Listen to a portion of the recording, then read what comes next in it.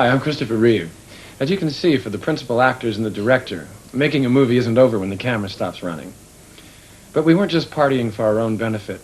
Both Superman premieres were in aid of the Special Olympics program for the mentally retarded. You know, in the old studio days, the Hollywood moguls were anxious to preserve the mystique of the movies. They wanted you to believe that, well, actors just made up the plot as they went along, and all you really needed to make a movie was a handful of stars. Gradually, that's changed, though. People have become aware of the writer, the director, sometimes even the cameraman is written about. And on the Superman films, we have those people, and more, many more. A team of hundreds of technicians, all skilled in one particular aspect of modern movie making. And one of the reasons we wanted to show you this hour of behind-the-scenes secrets of Superman 2 is to applaud their talents. But before you make a movie, one thing's essential. You have to have a good idea.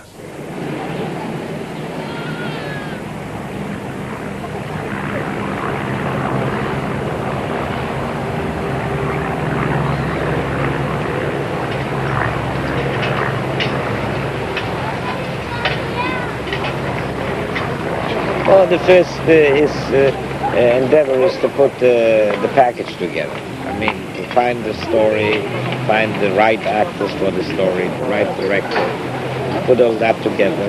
Secondly, you have to find also the finance to make it happen, which is less amusing, but very necessary. What have we done to top part one? I think that what we've done is to unify the style of the picture a bit more. Part one, we had the obligation to tell the backstory, all the history, to take you all the way to Canada and growing up and all that kind of stuff, which was fine. It was lovely. But now we've done the exposition, and I think people will enjoy seeing that we start off with action from the first frame. You know, it's just boom.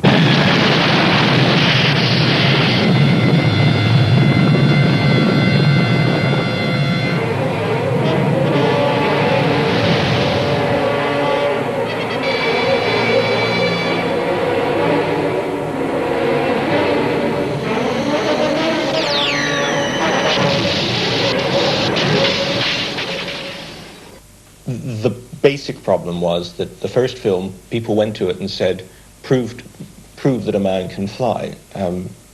They go to the second film saying, of course that people can fly, now show us something.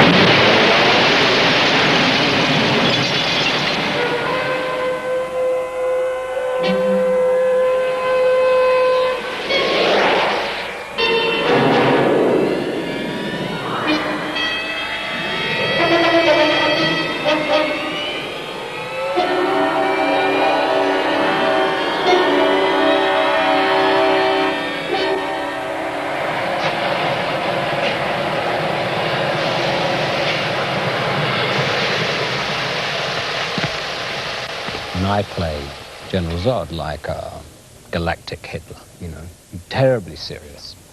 He doesn't have any humor at all himself.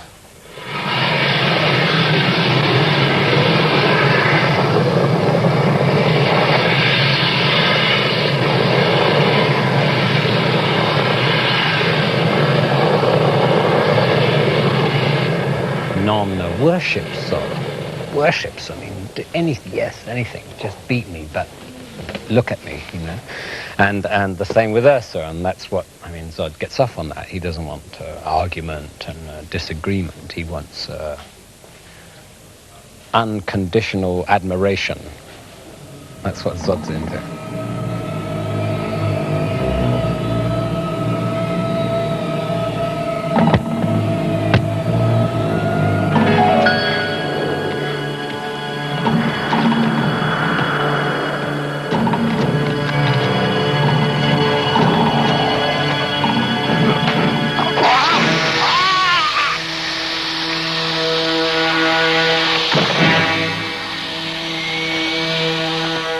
She is evil. She doesn't make any bones about it, but I think it's the innocence in it. It's the innocence of discovering her powers. It is just part of her. That is her trait. She is evil. Well, I tried to, that whatever she did hoping that Zod would see it and congratulate her for it. And Non spent all his time desperately trying, like a large dog, to be useful and to have praise.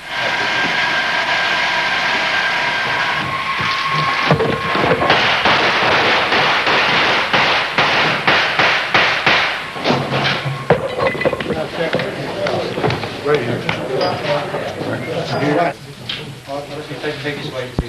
Yep.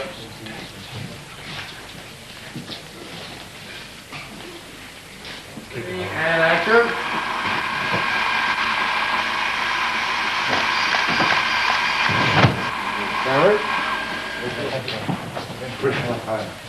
Yeah, the rehearsal seems slightly more lengthy. Yeah.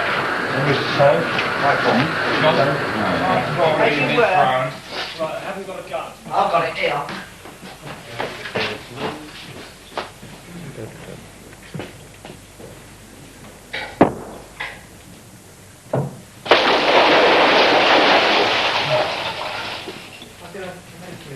ABC cameras 312, take two.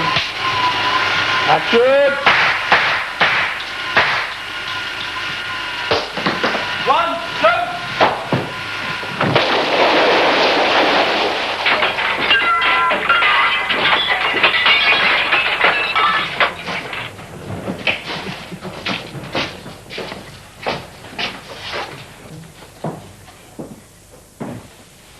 Zod is the bad apple, you know, he's the big bad apple. I don't want him to be a multifaceted character. He should be absolutely predictable.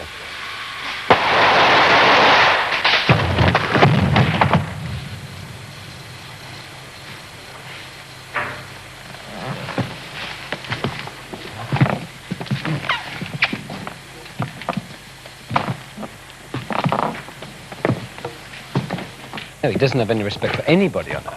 I mean, he doesn't look at anybody.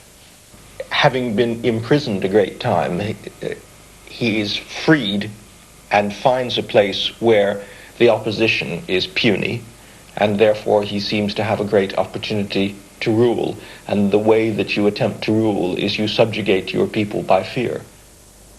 I'll kneel before you if it will save lives. It will. Starting with your own.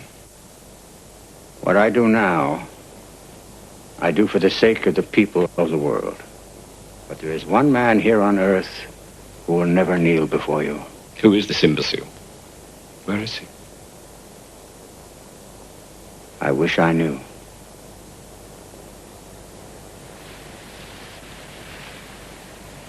Yeah, because people don't hang around that long. Even if people get murdered in the subways, you know, they do a thing like, oh shit, keep going. Yeah, well, we... Okay, as last time, gentlemen, last time, ladies and gentlemen. Turn over. Ronnie, no. Take one, speed camera. Background action. Right, club. Ready?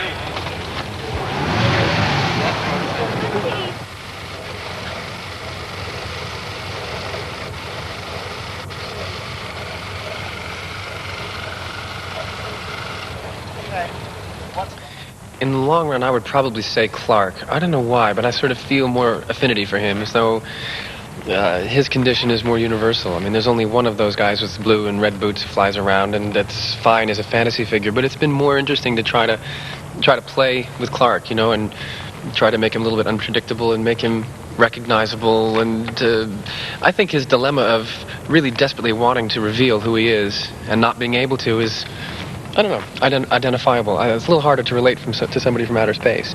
So Clark's more fun in the long run. Background action! Hi, Lois! Hey, look! Now!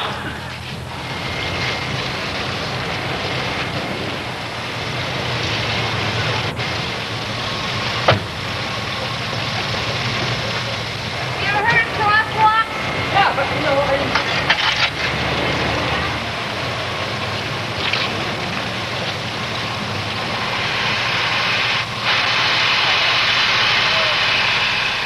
I always get the feeling with the way he plays it, that it is an act, that it is Superman putting on an act for people. There was always a knowing quality that he is behaving, he is Superman, a man under control, who is playing partially the part of a buffoon. I really did it to it, didn't I? That was a hell of a shot. Does it bother you at all that we played it sort of more over here? No, You can get it. You can get around that. Okay. Yeah, I couldn't tell. And also, what about the speed that was going at? It seemed to be no more than about sort of 15 miles an hour. Can you do that much damage in 15 miles an hour? When you hit a brick wall, yes. Okay. I think if you do it any less, it won't So you won't see the fact that I was actually doing that, right? No, sir. Okay. That's good. Less than that, it isn't funny. No, no. But that's fun for me. So it's a little, what we do is you cut to the private anguish of the cab driver. That's right. He comes out and goes... It's one of those. And everybody else, typical New Yorkers, like, eh, you know. Yeah, I'd like that. Most New York cabs look like that when you get in. Right. Check.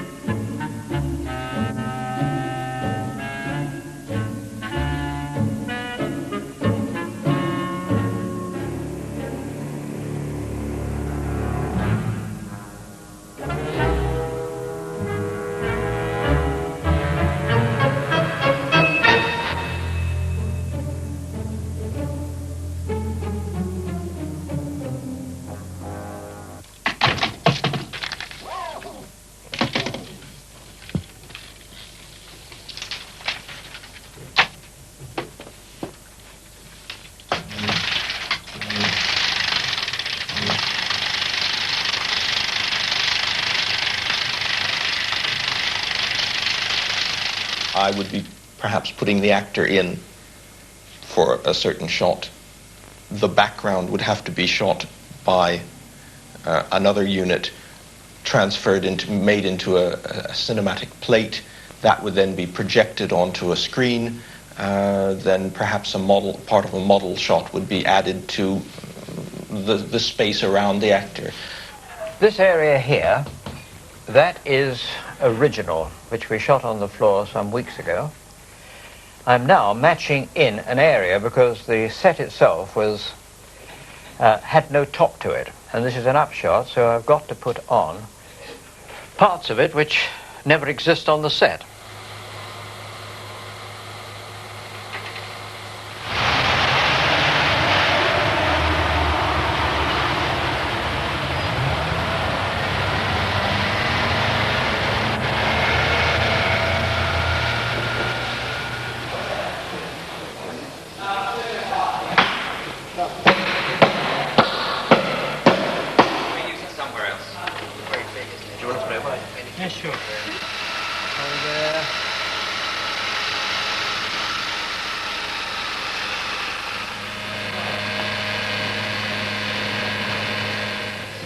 We tried to move them into the map on the left, but you can't. Yeah. Because we're moving into the map on the right.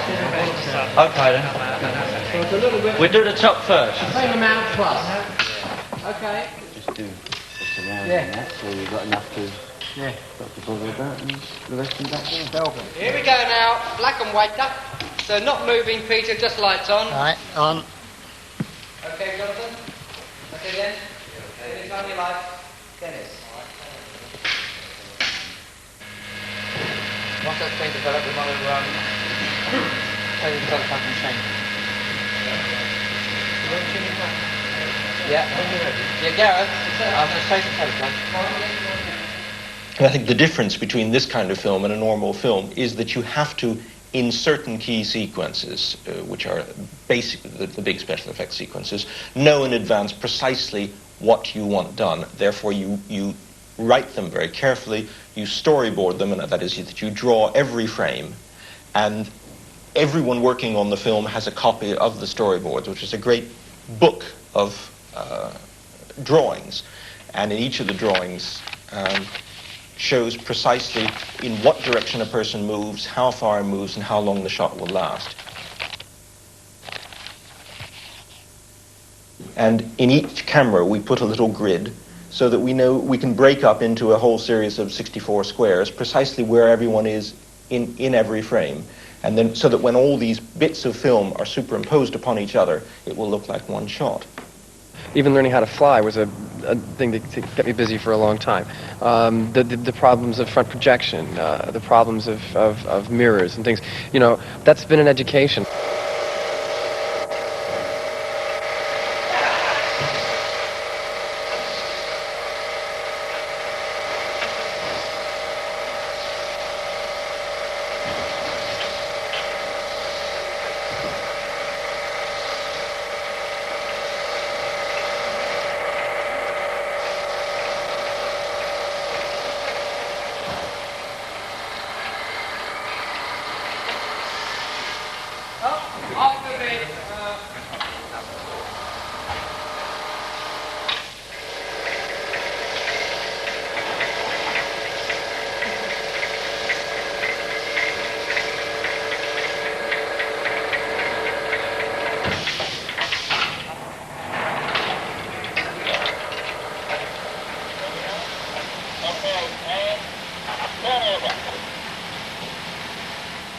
Right.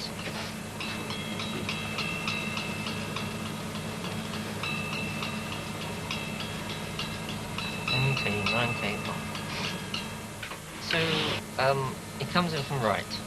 Comes in right to left.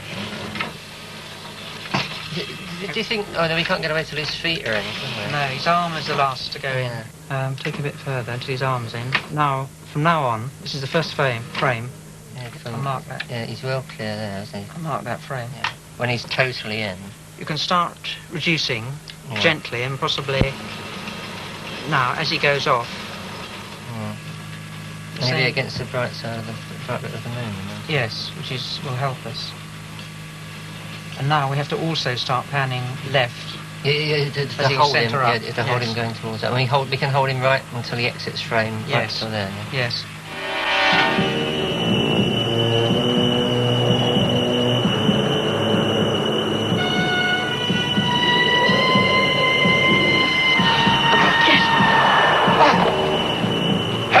Ever heard of parachutes?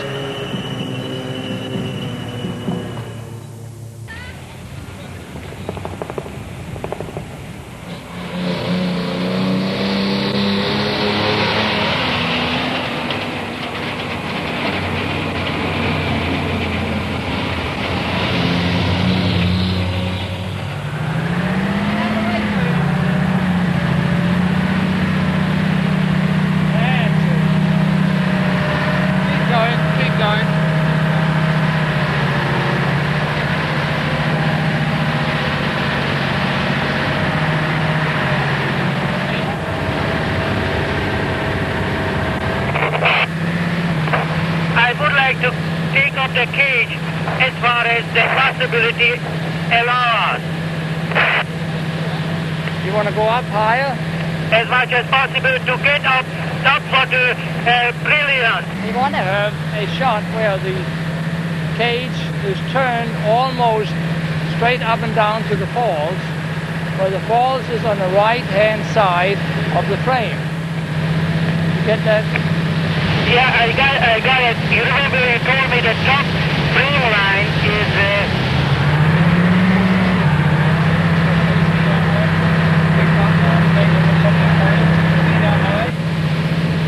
Did you get that? Turn the clock, the cage anti-clock. Come in again.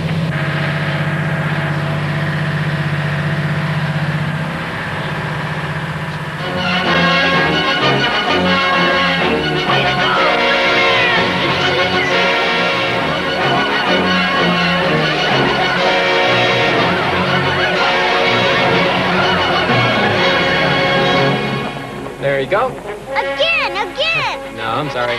Only one ride to a customer. Superman! Bye. Superman, it's me!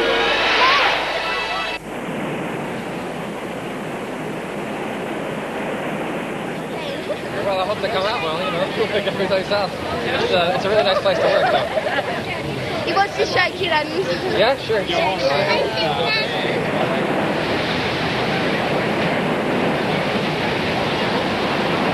Talking to me. Sure. I didn't know.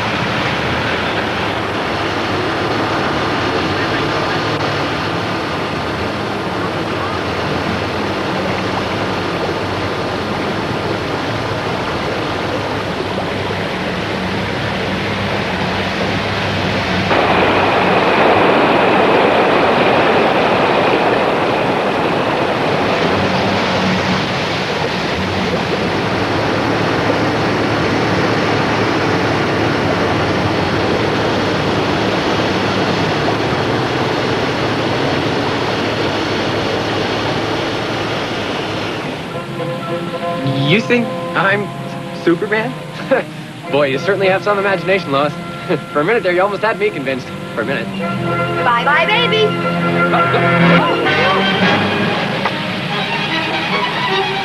Oh, my God. Excuse me, please.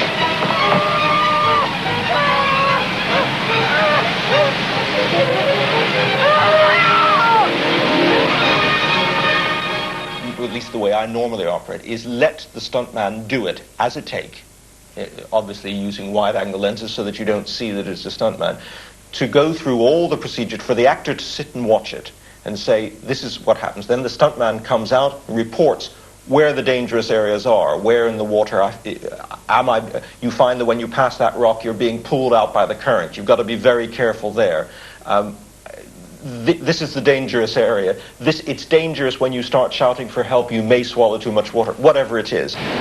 Then you say, look, let's try just a small piece with the actor and maybe put them on a rope or something to protect them. Let's try them in slightly calmer water. But you have to do it gradually, A, to build up their confidence, but to build up my confidence that there is no actual danger. Because in the end, it's only a film. And the thought of hurting anyone or any animal or anything while you're shooting a film is absolutely obscene. It's just monstrous. So you cannot allow that to happen. And the one thing that you must learn when you're making action films is that no matter in what hurry you are, how much money you're losing while you wait, that you dare not rush a stuntman. Because with us it's only money, but with them it's their life. And certainly the same thing applies when an actor is determined to do his own stunt.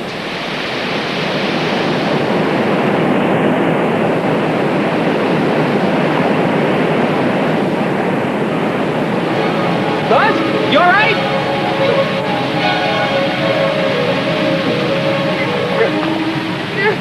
I got you. Superman now, having been prepared really for everything in life, everything he'd have to face on Earth, he's now finding out about his heart. He's now finding out about what love is doing to change him, and that's another part of the movie I think is very important. So what do you think? You like it? Like it? It's incredible. I mean, not that it couldn't use a woman's touch, you know, especially around dinner time. Dinner? Oh, I'm sorry. See, I don't usually do too much about it. Listen, tonight, sky's the limit. Anything you want. It was a risk if, in fact, it had been, as it was originally written, that it was Superman with all his faculties and powers in bed with a human being. I think that is an amusing risk, but certainly a risk. Here, cheers. Cheers. For the first time in my life, everything's clear.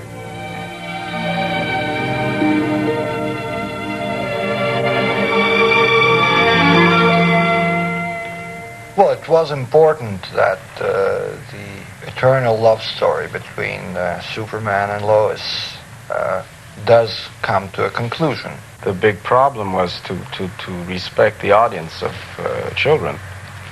And I think the way it comes in the film, it works because there is absolutely no feeling, I think, of any kind of vulgarity or any kind of, there's so many words I could use here, but anything unpleasant for children. With the Barney's label inside, I think it's... Better take the aerial. Okay, is it connected to it? Right, stand by for rehearsal, please. Thank you, Mark. So from the beginning it goes now. Now, right. I can't understand it. Where is he? I mean, he shows up every time a cat gets stuck in a tree. I tried to write a series or reshape the existing screenplay so that there was always, every other scene or every third scene, so little special effects within that sequence that the actors could perform in a naturalistic manner. Oh, sorry, you weren't here. Could you see see the Daily Planet sign? Up top there, there's a little sign, cross. Oh. I'll go find it. Excuse me. Yeah. And I shot them in a normal, relaxed manner with no marks on the floor and freedom to change lines and perform in a way where they were not restricted in any way by camera movements or positions or grids within the cameras. That's too long. Yes, it's too long. And I think you need a very steady move across so that he can watch it. Richard, yes, sir. Suppose I finish the game plan speech. Watch. Let's start from the beginning. Right. And then notice it. Ready? David? Yeah. Turn.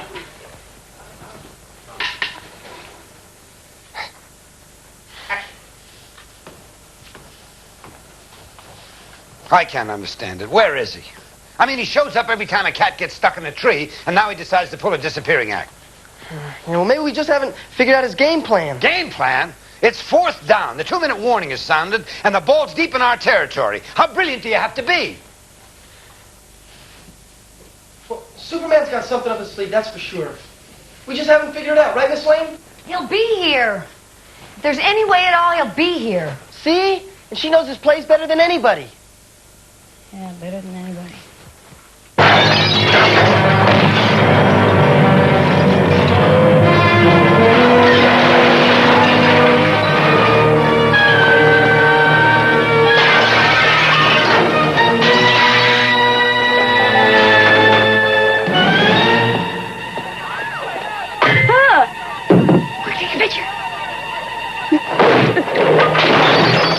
Even with all this accumulated knowledge, when will these dummies learn to use a doorknob? I like to see him as being playful, even though it's written in the script he is a villain. I don't know how to play a villain because, villains really, for my experience of as an actor, is that you can only play what's in you, finally. If you play beyond that, then it becomes false or becomes like a comic book character. I can only, if he's villainous, it's what he says from the script. It isn't that I'm going to sneer and people are going to hiss at me. You should see the White House. They've been cleaning for months. Lex Luthor. Well, I've learned things about films that actors really don't need to know. I mean, like how blue backing works and things like that, which I might have been better off not knowing. But it certainly has killed the time. It's helped it to go faster. I've been here for nearly 3 years, and I've enjoyed learning about how a model works and about how the difference between putting on a 75 versus a 40. When you're turning, do you ever let it go and catch it? Something like that? yeah. How can you catch it without getting a bump on it?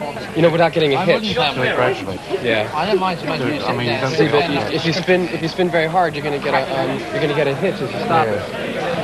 Oh, we're trying to Steve, something cutting in. Oh, it's that. Oh, yeah, because I've opened up. Anyway, thank you very much for this, Randy.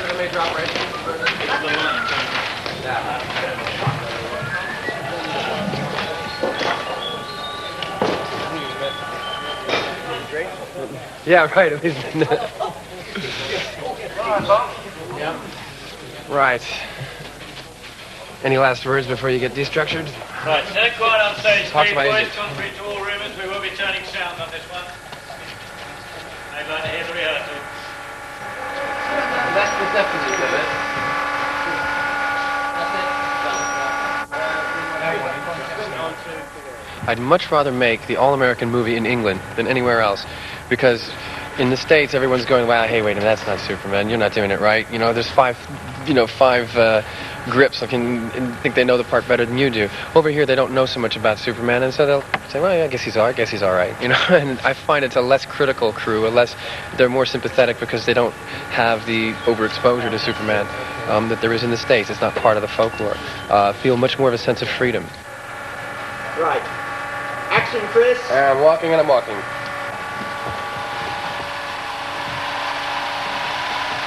Door.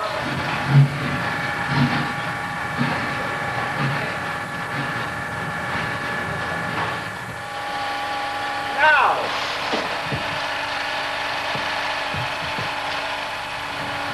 Move your head around, Chris.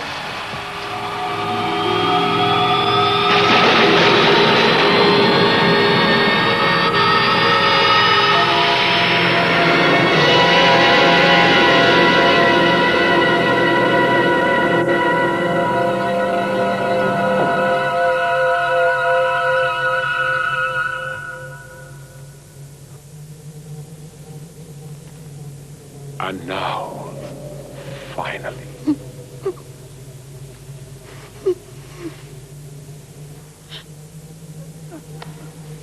Take my hand and swear eternal loyalty to Zod.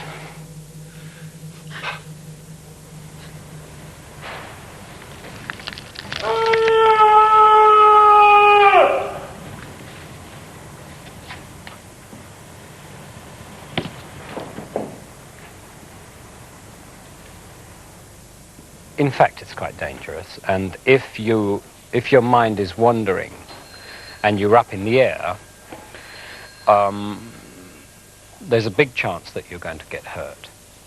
So I find that danger really adds to my presence.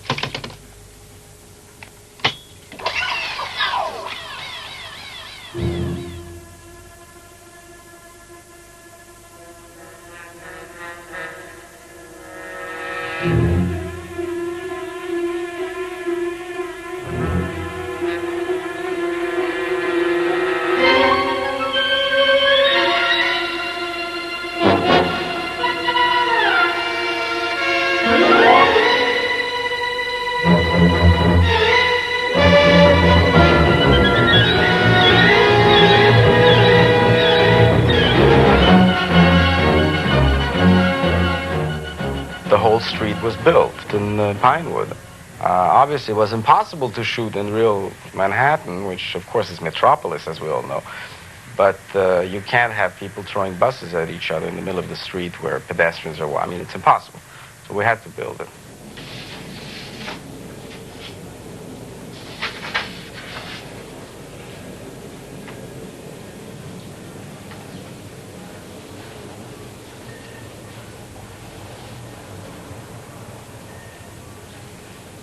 Is that all right, the shot? Yeah.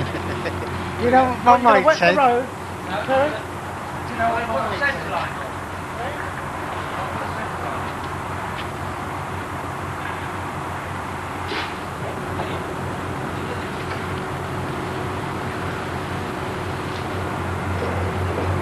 Good shaking hand there, Terry. I want to see you. Jack fucking...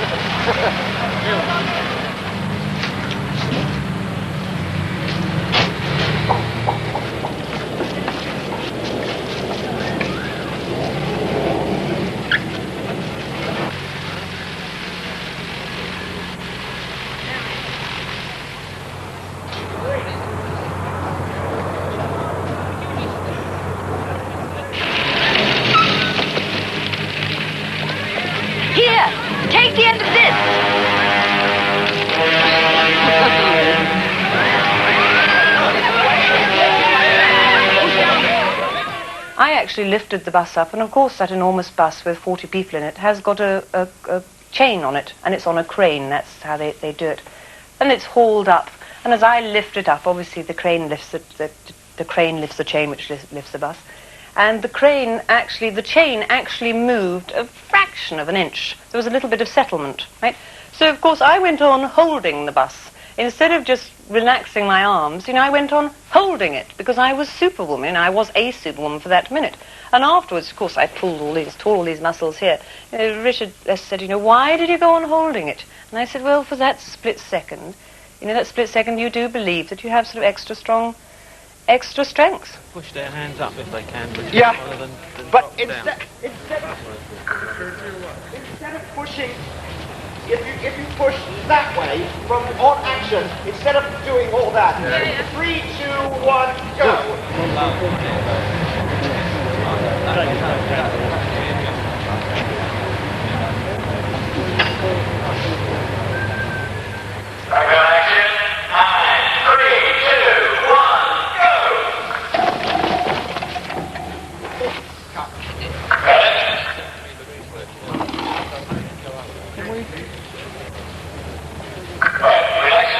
Sarah, take an inch to your right. Bit more. There. Down a bit with your hand, Sarah. There. Good. And 3, 2, 1, go!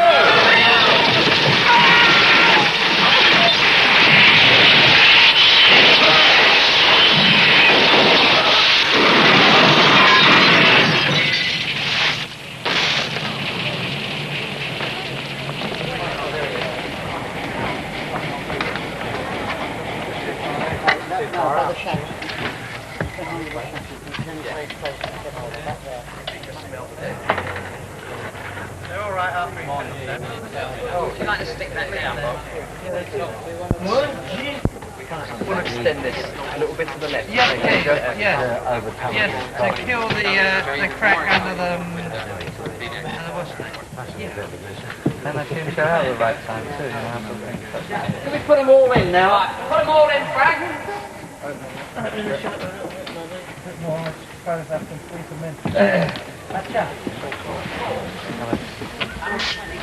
120. Turn over.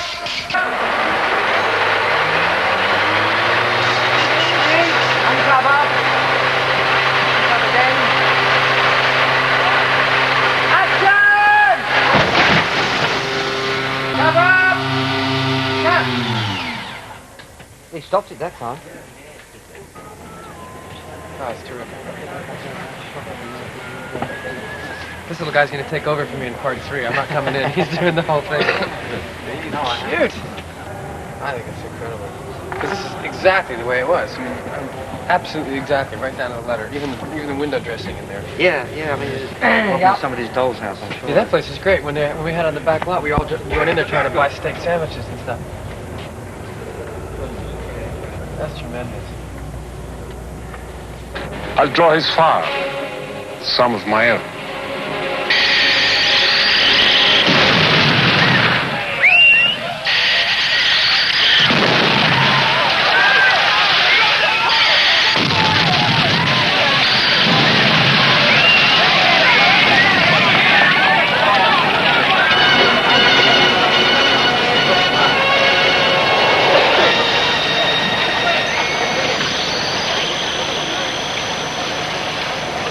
These cars have been prepared with the doors to go off, the bonnets and the trunk to come up, and big balls of flame. Because we've got lots of people around, we can't make it dangerous, and we've got to make sure there's no bits that fly or anyone gets hurt.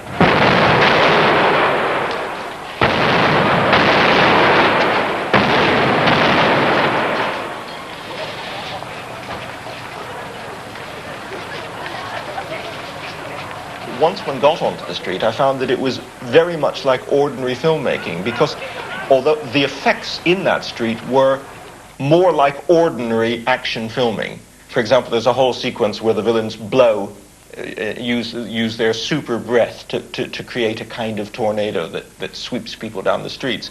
Once you know how to do that specific effect with one stuntman, it's very easy to ad-lib, and in fact in a period of 3 nights we ad-libbed that whole sequence, and it wasn't something that had to be written out in advance. It was, and therefore for me it was a delight, it was a joy to be able to go up and invent gags on the spot.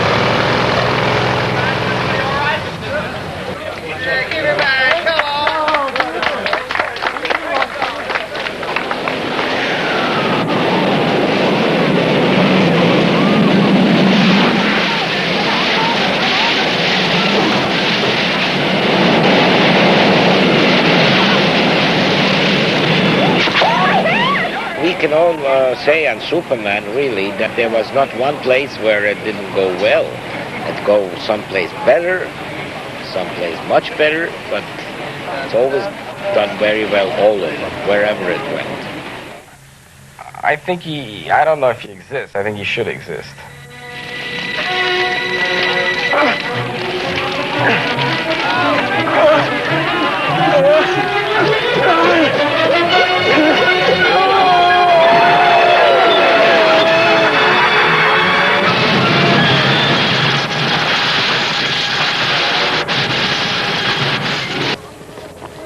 I don't think he could have made this movie in the 60s.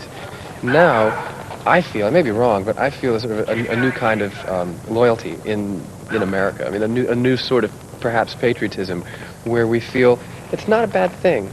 It's not embarrassing. It's not bad to say, okay for our country, sort of thing. And I never thought of Superman as a piece of American propaganda. I don't think him as being particularly American. He's just happened to land up in America.